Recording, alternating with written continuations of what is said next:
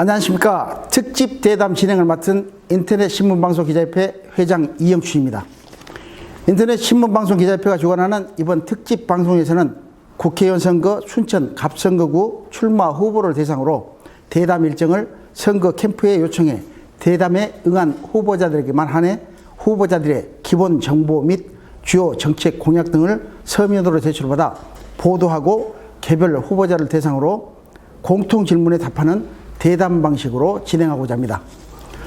이번 인터넷 신문방송 기자협회 4.15 총선 특집 대담 방송은 협회 소속 11개 언론사가 공동으로 제작하여 홈페이지, 포털, 모바일, SNS로도 송출합니다. 오늘은 후보자 대담자로 첫 번째로 모셨는데요. 무소속 노광교 후보를 모시고 진행하고자 합니다. 안녕하십니까? 안녕하세요. 날씨가 많이 좋아졌습니다.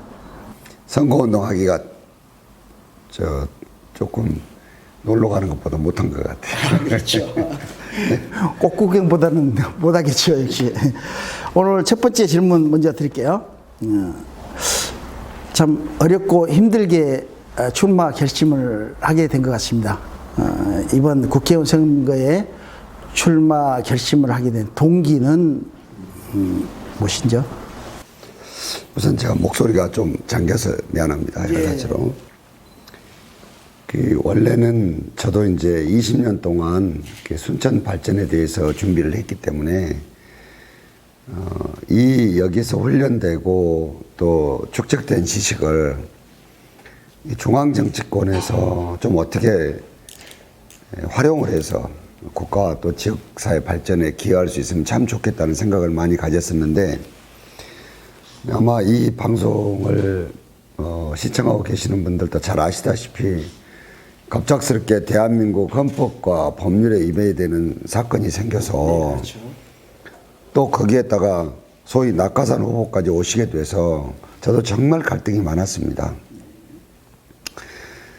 잘 아시다시피 저는 가정도 다 이렇게 참 처참할 정도로 무너져 있는 이런 상황에서 제가 국회의원 병이 걸려서 하려고 하는 게 아닙니다. 대한민국에서 부모를 선택하거나 고향을 선택해서 태어난 사람은 없습니다. 그러나 우리나라는 그동안에 자기가 선택할 수 없는 부모나 고향 때문에 또 학벌 때문에 집안 때문에 정말로 많은 벽 앞에서 사람들이 주저앉습니다. 누군가는 여기에 도전해야 되고 그 벽을 깨트려 줘야 되는데, 저보다 먼저는 김대중 대통령께서 또 노무현 대통령께서 그 길을 가셨지만 우리가 보시다시피 얼마나 많은 길권자들의 저항에 부딪혔습니까? 또 누군가는 나와야 되고, 부족하지만 제가 또 그 역할을 해서 적어도 우리 아들, 딸들이나 후배들에게는 이러한 자기는 능력과 관계없이 차별당하는 이런 세상을 얻게 하는 게 제 생각이었습니다. 그런데 이번에 갑자기 우리 순천은 대한민국 헌법과 법률에서 금지하고 있는 지역구를 특정한 면을 뜯어서 찢어서 다른 선곡에 붙이는 말도 안 되는 만행이죠. 정치폭력이 생겨났고, 그리고 거의 대부분의 지역에서 하고 있는 후보 선택권, 당원이 가장 많다는 순천에서 갑작스럽게 당대표가 자신의 공약도 어긴 채 20년 만에 처음으로 낙하산 후보를 내려보냈습니다. 저도 포기할까 생각했습니다. 그러나 순천에도 사람이 있고 순천에도 정치하는 사람이 있고, 이렇게 부당하고 불의에 대해서는 누군가는 틀렸다고 얘기한 사람이 있어야 되지 않겠습니까? 그래서 사실은 여러 시민들의 권유를 받고 제가 나오게 됐습니다. 네. 안타까운 현실이지만 앞으로도 잘 이겨내고 출마를 하셨으니까 좋은 결과 있기를 바랍니다. 또 다음 질문은요. 지역구에 여러 가지 정말 어지럽고 복잡한 현안들이 많이 있습니다. 그 중에서도 가장 이것은 최대 현안 문제다라고 생각하시는 후보님의 생각을 가지고 계실 것입니다. 코로나19 사태로 국가 안전망이 지금 굉장히 어렵게 돼 있잖아요. 대통령께서는 매일 비상경제 대책회의를 하고 있는데 사회자님도 아시다시피 우리 순천은 일본어 공약들이 여야 할 것 없이 다 해령 지역구를 찾아온다는 겁니다. 이 세상에 저도 정치를 상당히 오랜 시간을 해왔는데 이런 코미디는 없습니다. 그런데 이거를 또 빼놓고 얘기할 수 없는 것이 우리 순천시의 행정과 재정이 집중되어 있는 곳이 바로 신대 등 신도시가 포함된 해령면입니다.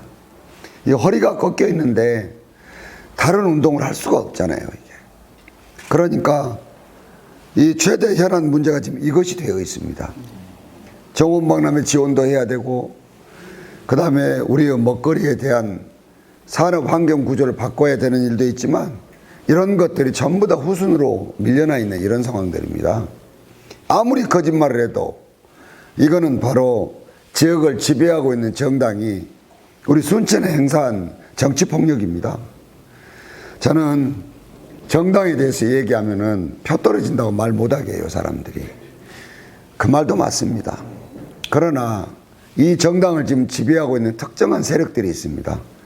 우리가 이름하여 패권 세력이라고 하죠.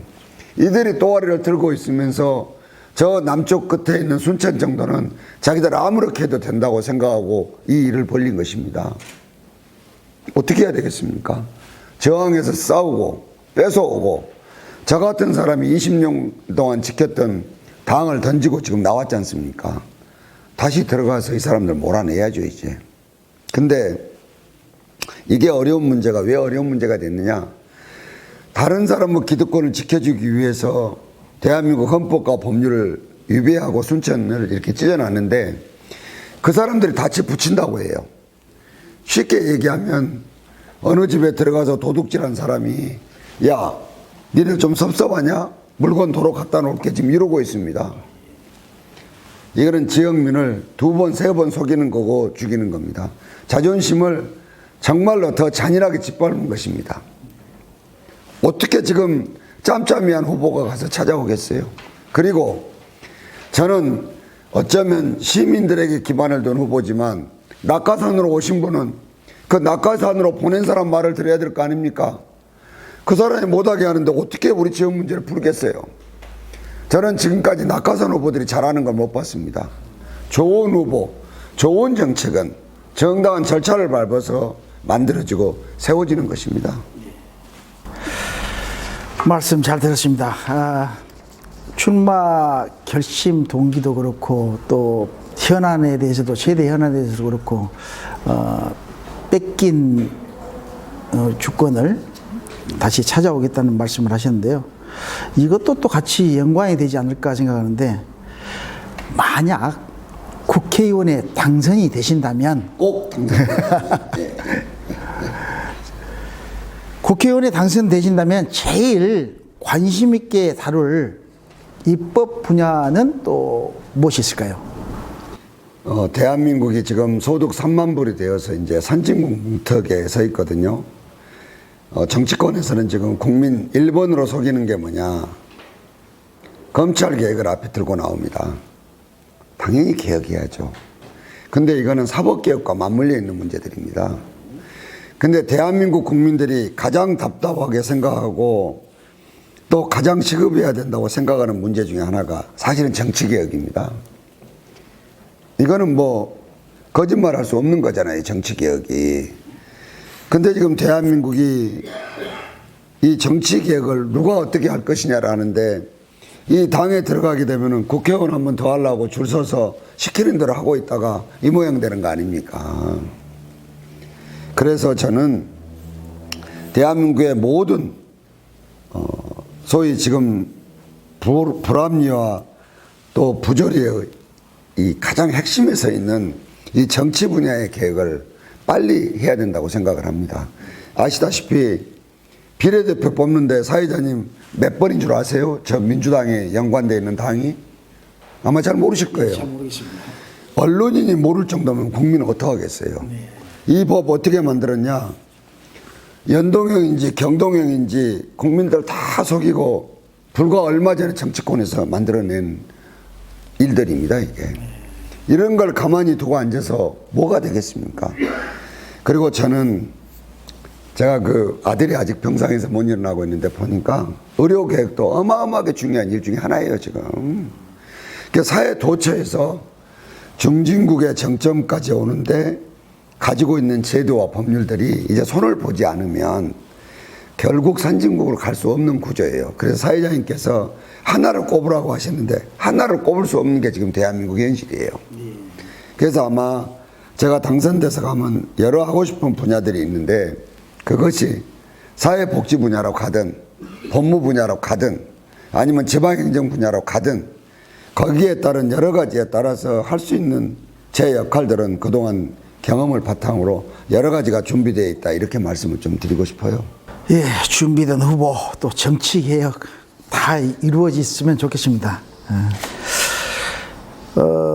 이것은 지금 이제 국회에 나가셔서 해야 될 뭐 입법 분야고요. 이번 또 시민들에게 공약을 또 내걸었지 않습니까?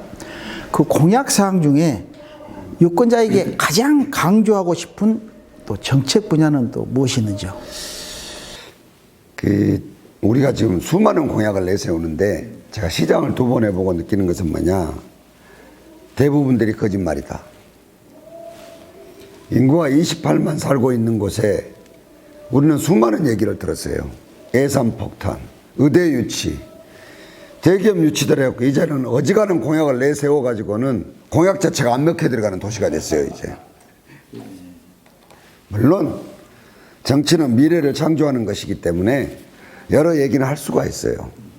그렇지만 근본적으로 전라남도가 180만 인구인데 인구가 줄어들어서 이제 도시가 재편되고 있습니다. 다시 말하면 전라남도 180만 도시가 거점 도시를 중심으로 재편되고 있습니다.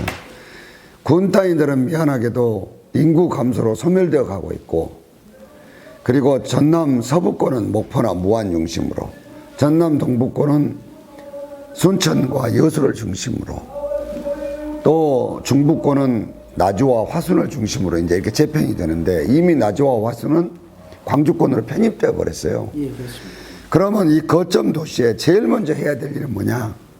산업구조 재편을 위한 인구가 필요해요. 그런데 그 인구를 여기 이사 오라 하면 쉽게 오지 않습니다.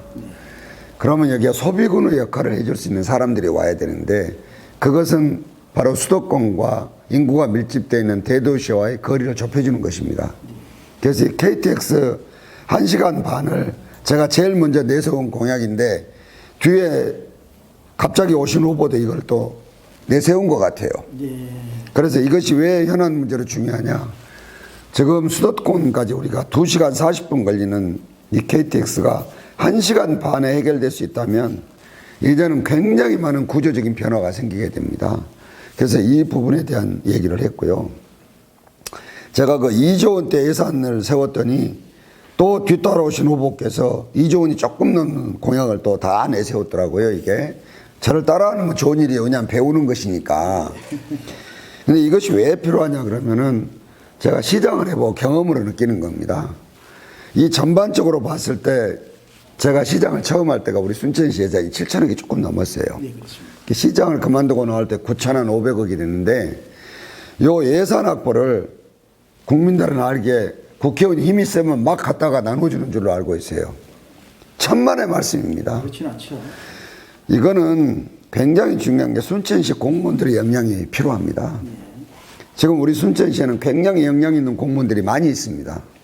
이분들이 지금 다른 부서에 배치되어 있는 것도 제가 봤는데 순천시의 예산이 오기 위해서는 100가지가 넘는 항목의 관리를 누가 잘하냐에 따라 달려 있습니다. 국회의원까지 이것을 잘 알고 있다 그러면 이제 두 힘이 합쳐져서 시너지 효과가 생기는 것입니다. 그래서 그런 경험으로 제가 2조 원대 예산 시대를 제가 열겠다고 얘기를 했습니다. 이거 돈을 쓰는 것은 시장님이 알아서 쓰는 것이 제가 알아서 쓰는 것은 아니에요. 이렇게. 그 다음에 지금 의대 유치한다고 난리를 치다가 어느 순간에 이름도 조금 야리꾸리한 공공의료, 뭐 보건의료 무슨 대학 이렇게 이름이 바뀌었거든요. 쉽게 얘기하면 무슨 얘기냐. 그 과대학 유치는 장기적인 과제다 그런 얘기입니다. 왜? 이거는 의사협회하고 협의를 하도록 되어 있어요. 근데 대한민국 의사협회가 의사수 늘어나는 것 좋아하지 않거든요. 왜? 지금도 많다고 생각하니까. 그래서 이걸 약간 튼 게 뭐냐면은 공공보건의대예요. 아니 근데 이거 실력 있는 사람들이 지역에 갈 때마다 다 공약을 해가지고 전국이 제가 볼 때는 공공보건의료대학교로 다 꽉 차볼 것 같아요. 수십 개가 만들어질 거예요. 예. 얼마 전에 민주당의 종합선대본부장 하신 분이 남원소도 해준다. 또 전남에는 목포도 하겠다. 그 다음에 순천이라고는 딱 찝지를 않고 동북권 권역에다 하겠다. 어디다 하는지 모르겠어요. 광양에다 할지 여수에 할지 순천에 할지 아니면 하늘에다 할지도 모르겠어요. 지금 이러고 있잖아요 이게. 그래서 이것도 장기적으로 준비를 해야 되지만 우리 지금 의료 현실이 대부분들이 중환자들이 수도권에 있는 대학병원으로 몰리고 있기 때문에 여기에 가기 전에 5에서 6시간 정도를 환자가 더 악화되지 않도록 잡아놓는 거점병원 확대가 굉장히 중요하다 이게. 저는 제 아들이 순천에서 응급뇌수술을 하고 이틀 만에 서울로 옮긴 경험이 있어요. 이런 경험 안 해본 사람들은 이런 얘기를 할 수가 없어요 이게. 그래서 좀 더 현실적으로 뇌심혈관센터라든가 요것도 또 뒤에 따라하니까 좋긴 하더만 저를 보고. 그 다음에 우리 순천에 있는 응급의료체계를 다시 좀 재편을 해줘야 된다. 사장님 아시다시피 머리하고 허리 다치면은 이동할 때 흔들리면 안 돼요. 우리 순천에 광주 전남에 무진동 앰뷸런스 한 대가 없어요. 이게 우리의 현실이에요. 그래서 정치는 미래에 대한 답도 목표도 정해줘야 되지만 현실에 대한 문제도 우리가 풀어야 되거든요. 이런 것도 해야 되고 또 산업구조 재편이랑 이런 문제들도 굉장히 많은 얘기들이 있는데 이건 많이 얘기하면 시간 끝나버릴 것 같은데 이 정도로 이제 얘기하겠습니다. 예, 예. 저희들이 문항당 약 3분 정도 하고 있는데 후보자께서 많은 시간을 할애해도 충분하지 못할 것 같은데 이것 때문에 조금 마무리를 한 것 같습니다. 다음 질문 또 하나 드리겠습니다. 각 후보자들이 지금 여러 가지 선거 전략을 세우고 뭐 공약도 내세우고 하고 있습니다. 이번 선거에서 지역구 유권자들과 만나면서 선거 전략을 어떻게 꾸미고 계시는지 말씀해 주십시오. 코로나19 때문에 대면 접촉하기가 어렵잖아요. 그래도 뭐 어느 후보는 개소식도 하고 하는 것 보면은 대한민국은 보니까 총리 훈시도 어디 가버리고 뭐 이렇게 돼서 조금 그렇긴 해요. 그렇지만 정치개혁의 1번이 뭐냐, 국민들 불편하지 하지 않게 하는 겁니다. 저는 제일 먼저 출마 기자회견도 안 했어요. 요 기자분들 다 계시지만은 그거 안 한다고 보도 안 됩니까? 다 보도됩니다. 두 번째, 출판 기념회 저 안 했어요. 출판 기념회 하면 돈도 좀 생기고 그런 거 아닙니까? 세도 과시하고 안 했어요. 그 얼마나 불편한 그 사람들 동원인지 몰라요. 이거 웹툰이라는 걸로 만화로 저희들은 이걸 대신을 했어요. 그 다음에 제가 요즘에 주로 하고 있는 게 그 유튜브를 이용한 그 시민들 찾아뵙기거든요. 제가 노광규 눈물이라는 그 유튜브 영상을 올렸는데 지금 조회수가 5만 회가 넘었어요. 5만 회가. 5만 회가 넘었다는 얘기는 굉장히 많은 분들이 보시는 건데 지금 우리는 이 바쁜 이 시대의 변화에 우리가 지금 국민들에게 편하게 알려주는 것이 굉장히 중요할 것 같아요. 저는 이렇게 지금 하고 있습니다. 그런데 목이 잠긴 이유는 또 유세도 안 할 수가 없어요. 누가 듣든지 안 듣든지 간에. 무성의하다고 혹시 반대 세력들도 워낙 또 여러 가지 가짜 뉴스들을 만들까 봐 이것도 하고 그렇습니다. 그러나 근본적인 재선거 방식은 시민들 불편하게 하시지 않게 우리 여러 얘기를 들려드리는 거다. 그런 겁니다. 독특한 또 전략 방법으로 또 유권자들에게 호소하는 그 모습이 진정으로 비춰지기를 바랍니다. 이번에는 또 이제 선거 당락 여부와 관계없이 유권자들에게 나는 이런 이미지로 기억되고 싶다. 어떤 이미지로 기억되고 싶은가요? 근데 당락과 관계없이는 아니고 당선되면. 우리 저 작가가 당락이라 해서요. 이 모든 정치인들이 다 독특한 캐릭터들이 있죠. 가장 중요한 거는 내가 왜 정치를 하는지도 정리도 안 된 사람들이 있는 것처럼 저는 유권자들이 볼 거라고 생각을 해요. 자기 철학이 있어야 되는 거죠. 강력한 자기 철학이 있어야 됩니다. 자기 철학도 없는 사람들이 정치를 해놓으면 지금과 같은 정치가 돼버린다고 저는 봅니다. 그렇잖아요, 이게. 저는 순천 시민들에게 기억되고 싶은 것은 자기 처한 환경이 굉장히 어려움에도 불구하고 적어도 불의와 타협하지 않고 그리고 잘못된 패권 세력들에게 굴복하지 않고 자기의 주관을 가지고 정치인으로서 당당하게 산 사람이다. 그리고 순천에 어떻게 가야 되는지 한 방향을 정한 정말 실력 있는 정치인이었다. 이렇게 기억되면 참 좋겠어요. 사랑받는 정치인도 되고 싶지만 너무 많이 하면 또 편집할 때 자르실지 모르겠네요. 그렇습니다. 이미지를 가지고 산다는 것도 가장 중요하겠죠. 그렇습니다. 예. 그렇다면요, 이제 제가 SNS 모바일 또 유튜브를 통해서 또 페이스북 뭐 여러 가지를 통해서 우리 후보님의 동향을 가끔 접하고 있습니다. 후보님이 살아오시면서 가장 강렬했던 인생의 중요한 장면 5분이 있었다면 어떤 걸 기억하실는지요? 좀 어려운 질문일까요? 어려운 질문이죠. 그런데 저는 옛날에 이제 젊었을 때는 제가 그 고등학교만 졸업하고 사법시험 합격하는 게 굉장히 감동이었거든요. 그 당시에는. 그런데 이런 것들은 지나고 보니까 아무것도 아닌 일이에요. 가장 중요한 문제가 인간이 죽고 사는 문제인 것 같아요. 저는 제 아들이 뇌출혈로 쓰러져서 그 의식을 잃고 누워있는 모습을 봤어요. 네. 저는 이 세상을 살면서 그 자기 자식이 그 의식이 없이 아마 누워있는 모습처럼 아무런 정신이 없는 그런 모습이 있었을까 싶어요. 그리고 이 수술을 해가지고 옮겼는데 제 아들이 한 달 만에 두 눈을 다 떴어요. 한 달 만에. 그래서 제 아들을 보면서 이런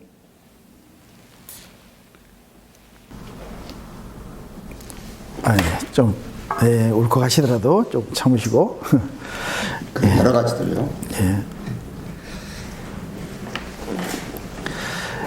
뭐 누구나 그런 아픔이 있었다면 뭐 힘들고 어려웠을 겁니다. 뭐 이 자리를 빌어서 아드님의 건강을 기원드리겠습니다. 자, 이제 마지막 질문으로 넘어가야 되겠습니다. 너무 마음 아프고 힘드니까. 끝으로 4월 15일이 이제 목전에 다다랐습니다. 지역구 유권자 주민들에게 하시고 싶은 말씀 있으면 해주십시오. 저는 순천에서 정치를 거의 한 20년을 해오면서 우리 순천 시민들이 얼마나 대단한 시민들인지를 잘 알고 있습니다. 이번에 상대 선거운동 한번 하는 거 보십시오. 문재인 대통령님 팔지 않으면 선거운동을 못하고 웃기게도 국회의원 선거하는데 저 경제 살리기와 코로나19를 헤쳐나가기 위해서 고군분투하시는 대통령님 잠바를 입고 나오는 우스꽝스러운 모습이 우리 순천의 지금 선거 모습입니다. 우리의 운명은 우리가 결정하는 겁니다. 저는 당 생활을 오래 하고 그 당에 가서 개혁할 사람입니다. 그러나 당이 일을 하는 게 아니고 사람이 일을 하는 것입니다. 우리 순천시의 운명은 민주당 패권을 장악하고 있는 이해찬 등 그 사람들과 그 사람들이 낙하산으로 보낸 후보가 결정하는 것이 아니고 우리 순천 시민들이 결정하는 것입니다. 얼마나 우리가 수준 높은 시민인지, 자존심이 짓밟히고 권리를 빼앗겼을 때 어떻게 선택을 하는지 이번에 보여주셔야 됩니다. 그리고 노광규는 정말로 20여 년간을 순천 발전을 위해서 준비했습니다. 이번에 정말 짠하게 한번 여기시고 기회 한번 주셨으면 좋겠습니다. 꼭 제 손 한번 잡아주셨으면 정말 고맙겠습니다. 네, 감사합니다. 예, 수고하셨습니다. 오늘 또 바쁘신 와중에도 이렇게 자리를 함께 해주셔서 정말 고맙고요. 자, 4월 15일은 유권자의 날입니다. 선택한 후보와 국가를 위해 의무와 책임을 다해 주시기를 바랍니다. 이상으로 인터넷 신문방송 기자협회가 주관하는 후보자 대담 특집 방송을 마칩니다. 감사합니다. 감사합니다. 고생하셨습니다.